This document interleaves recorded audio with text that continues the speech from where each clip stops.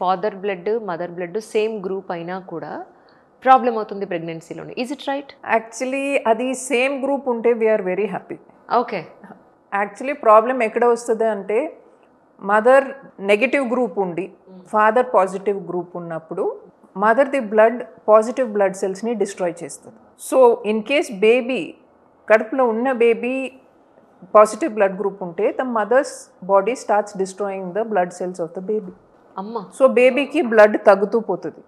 This is one condition where foetal therapy అనే option help అవుతుంది. కడుపులో ఉన్నప్పుడే ఆ అనీమియాని కరెక్ట్ అన్నప్పుడు వీ గివ్ బ్లడ్ ట్రాన్స్ఫ్యూషన్స్.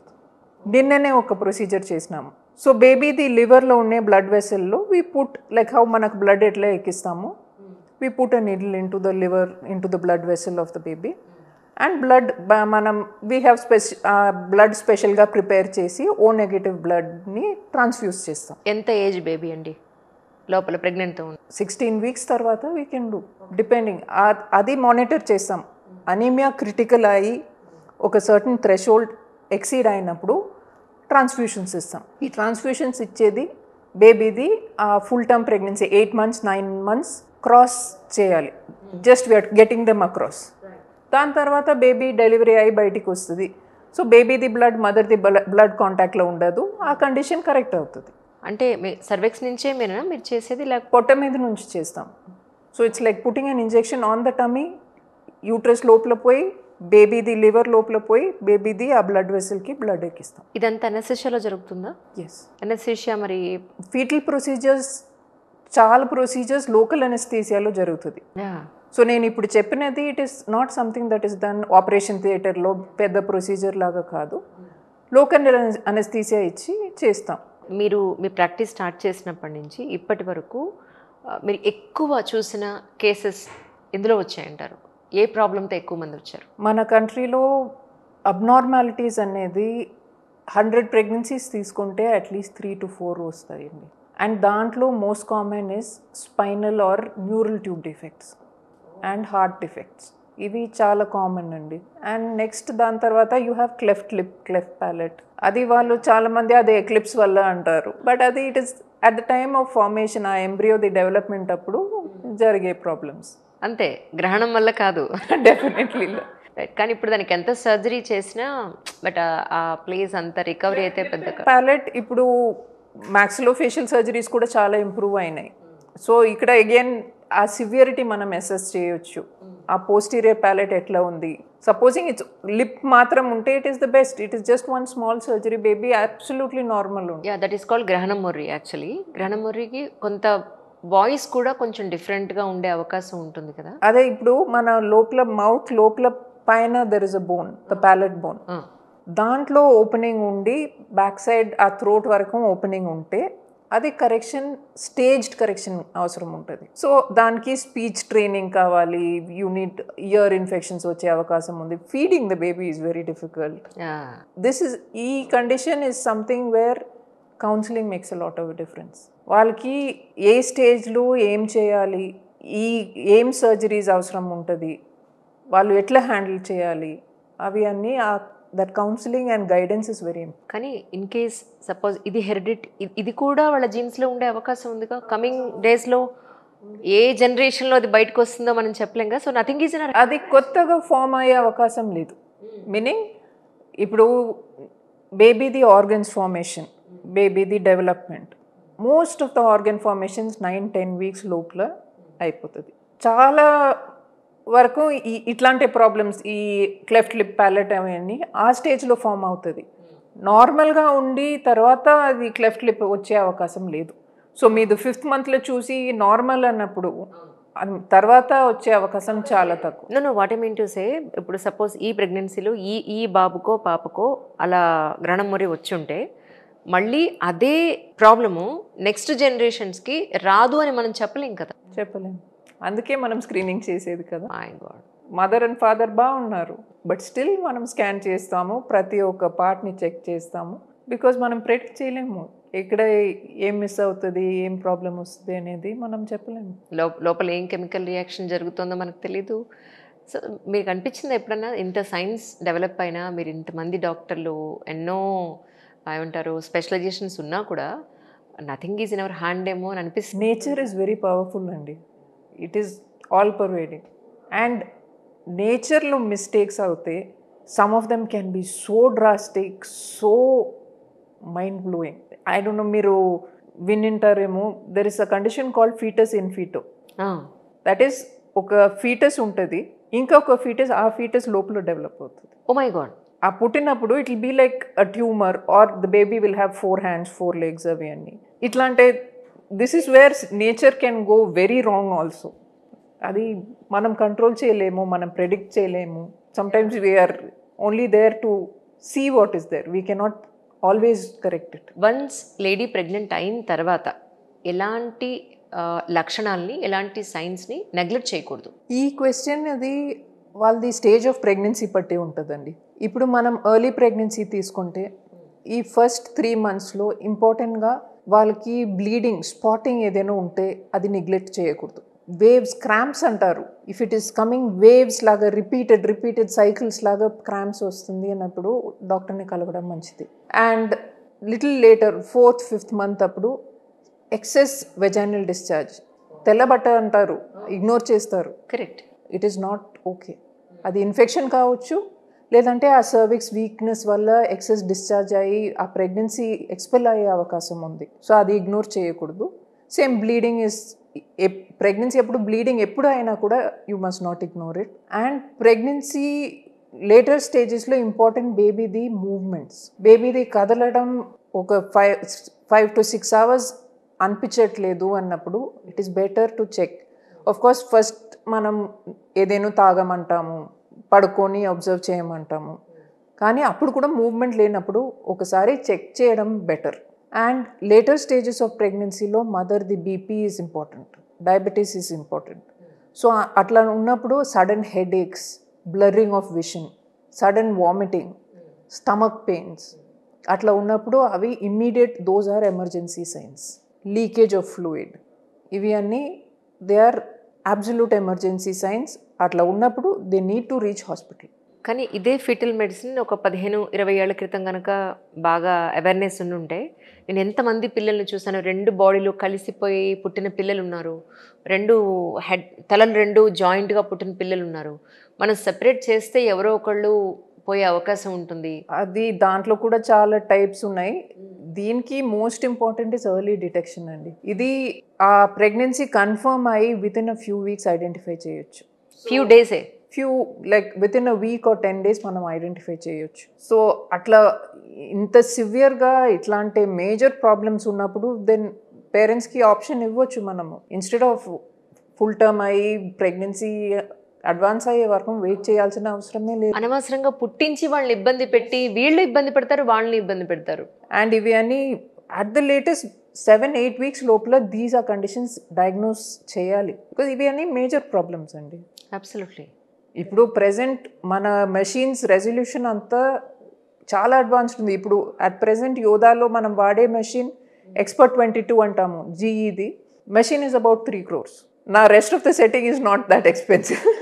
ఎందుకంటే ఆ 8 weeks బేబీలో I can see the spinal cord. 8 weeks baby అంటే it is about 1 centimeter. So if you are able to see that much, and మనది నాలెడ్జ్ ఆఫ్ ఎంబ్రియాలజీ, ఆ డెవలప్మెంట్, ఆ stages of development కూడా knowledge చాలా పెరుగుతుంది. So day by day things are changing, more and more ఆ scope పెరుగుతుంది. ఈ episode really చాలా మందికి అవేర్నెస్ పెంచడం కోసమే. మీకు కూడా ఏదైనా డౌట్స్ ఉంటే మాత్రం కింద కమెంట్ సెషన్లో మీకున్న డౌట్స్ని కమెంట్ చేయగలిగితే కనుక నెక్స్ట్ ఎపిసోడ్లో మీ డౌట్స్ని క్లారిఫై చేసే అవకాశం నేను మీకు కల్పించగలుగుతాను డాక్టర్ గారిని అడిగి. What you say ma'am? ఖచ్చితంగా. Thank you so much for coming ma'am once again. Thank you so much. Thank you. It was a pleasure talking to you. Even me too really.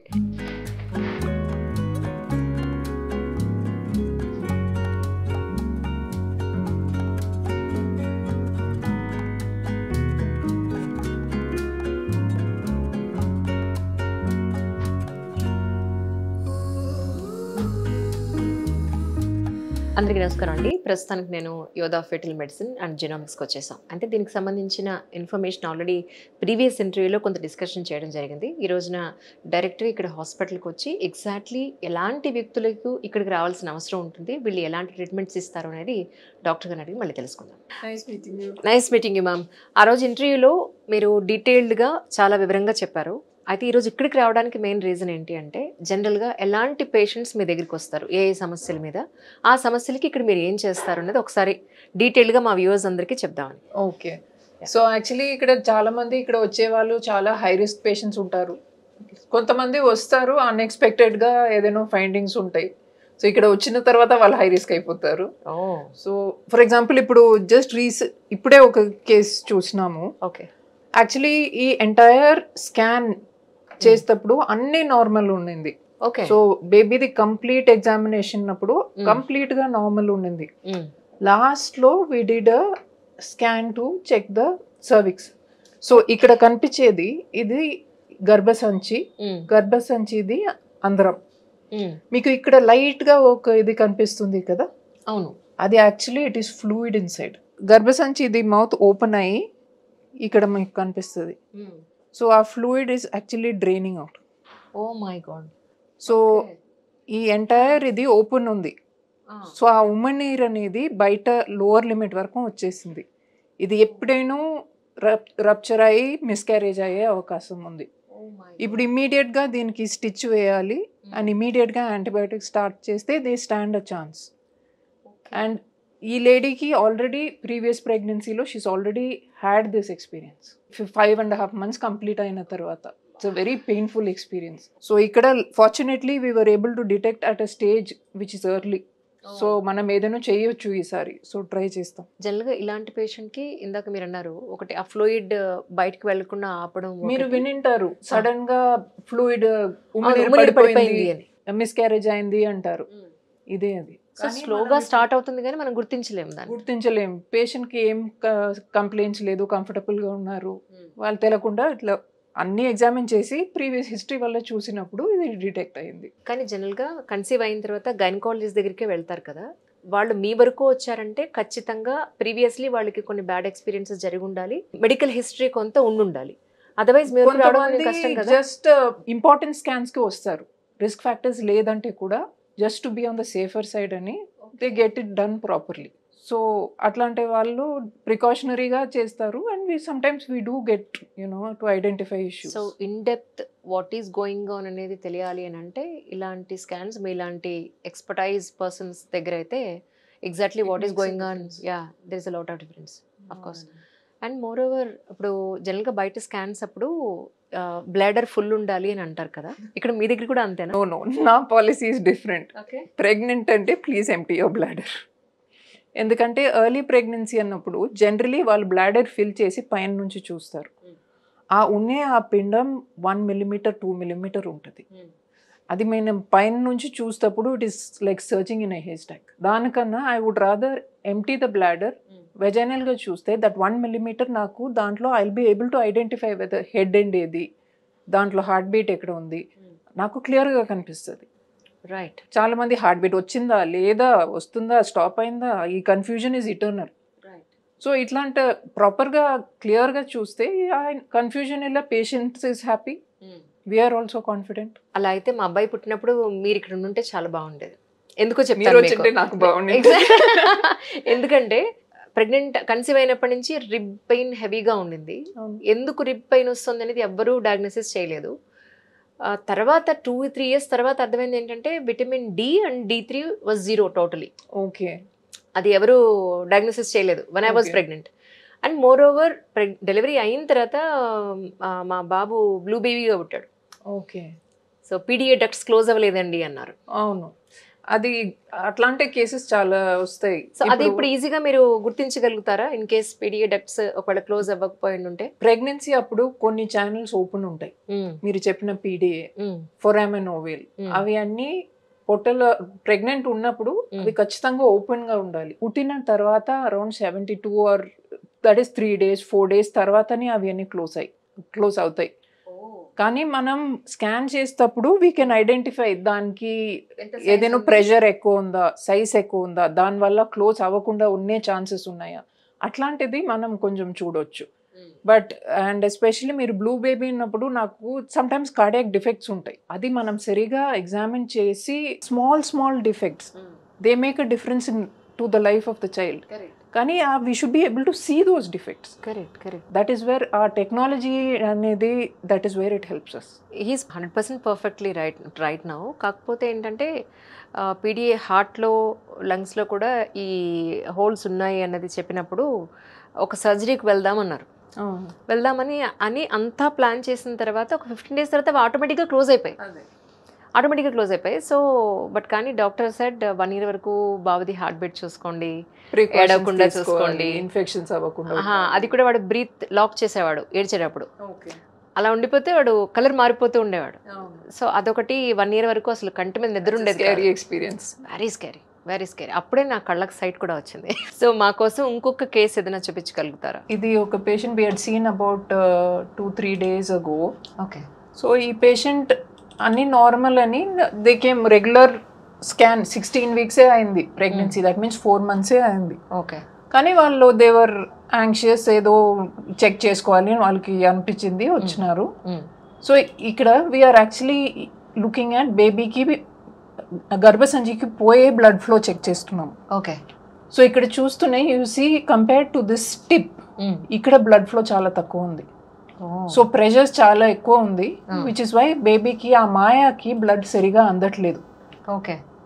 ఈ changes అన్ని we are seeing at 16 weeks. Okay. And ఇట్లా చూస్తే you see బేబీది measurements అన్నీ తక్కువ ఉన్నాయి. My God, ఇక్కడ తెలిసిపోతుంది కదా యాక్చువల్లీ 4 months లోనే గ్రోత్ సరిగా లేదు. దిస్ ఇస్ బికాస్ బేబీకి నెంబర్ 1 బ్లడ్ సరిగా అందట్లేదు. ఇంకా డీటెయిల్గా చూస్తే వీఆర్ సీయింగ్ దట్ అవి మాత్రం కాకుండా బేబీలోనే చాలా చేంజెస్ ఉన్నాయి. ఇవి ఈ ఇమేజెస్ అన్ని this is the head of the baby. Okay. Okay. దీంట్లో బ్రెయిన్ డెవలప్మెంట్లో we are seeing certain changes. So ఇవి దట్ గ్రోత్ ప్రాబ్లం అనేది it is not only a growth problem. Maybe it is mentally, physically ఏదైనా there is a problem in the brain. బేబీది heart లో tetralogy of Fallot condition ఉంది. So ఇవి ఇప్పుడు multiple conditions ఇట్లా ఒకటేసారి వస్తప్పుడు it is not simple. Correct. ఈ గ్రోత్ ఇష్యూ అని స్టార్ట్ అయ్యేది it has become now syndrome.